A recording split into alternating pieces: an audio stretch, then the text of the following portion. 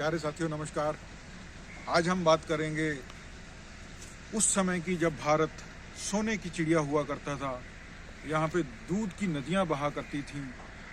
उस समय की हम ये जानने की कोशिश करेंगे कि उस समय की राजनीतिक और सामाजिक व्यवस्था किस प्रकार की रही होगी।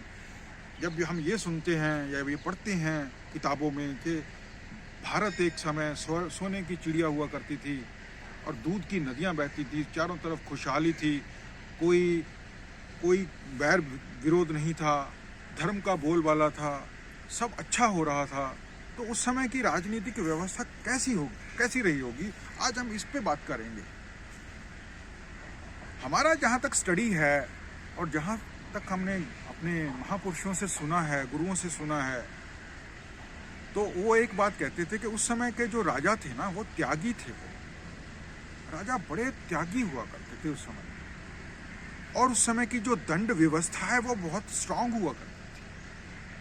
आज की तरह नहीं कि वोट हासिल करने के लिए आपने दंड व्यवस्था को बड़ा ढीला ढाला कर दिया है, दंड व्यवस्था का नाम ही नहीं है।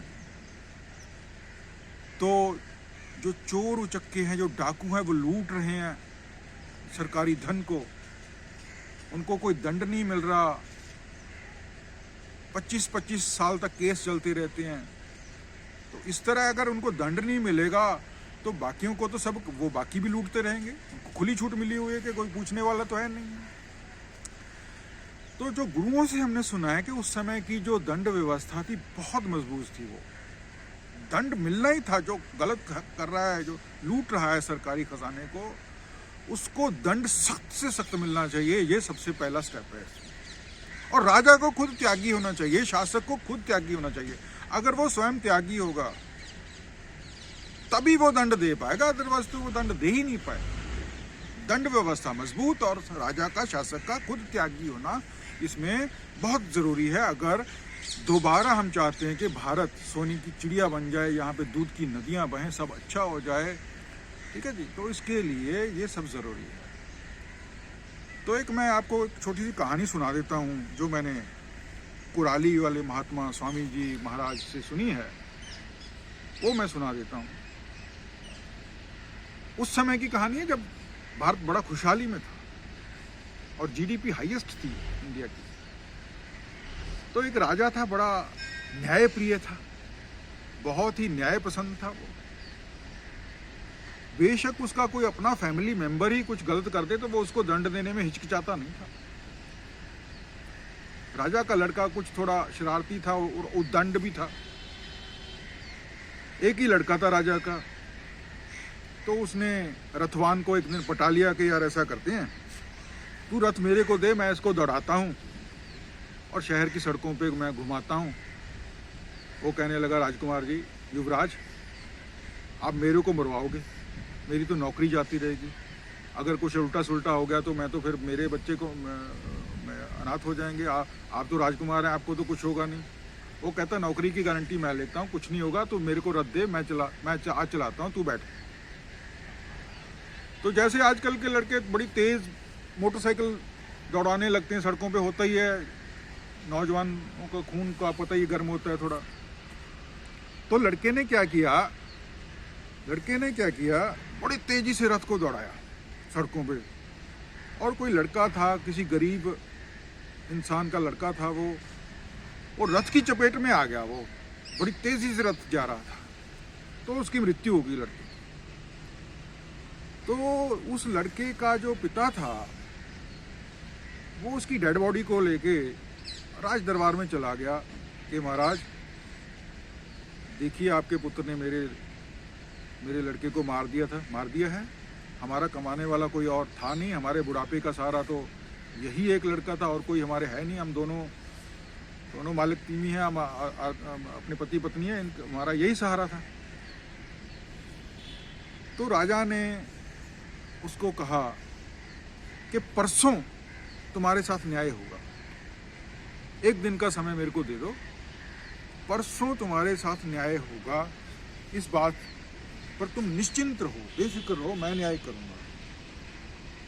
तो उसका बढ़ापे के लिए तो उसने उसी समय इंतजाम कर दिया, उसको जो पेंशन वगैरह थी, जो उसको भत्ता वगैरह, जो रोजीने वगैरह लगाने थे वो लगा दिए, तो बुढ़ापे का तो हो गया, पर न्याय अभी नहीं हुआ। न्याय मैं करूंगा परसों।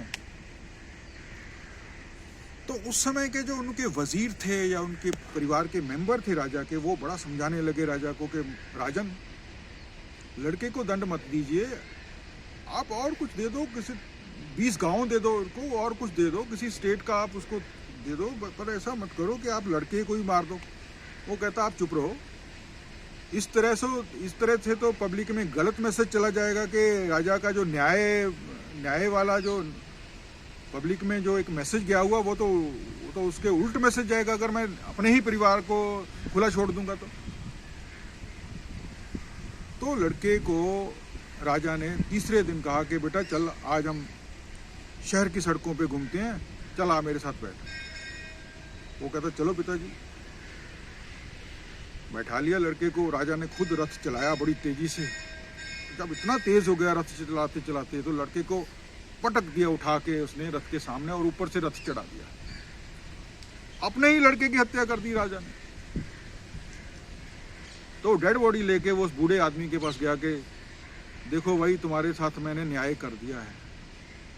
तो इस तरह का कोई राजा होगा, इतना त्यागी राजा होगा, तो किसी की क्या मजाल वो एक चवन्नी की हेराफेरी कर ले सरकारी खजाने में। राजा खुद अपने परिवार के साथ, इस तरह का जो न्याय व्यवस्था उससे परिवार से शुरू होती है उससे।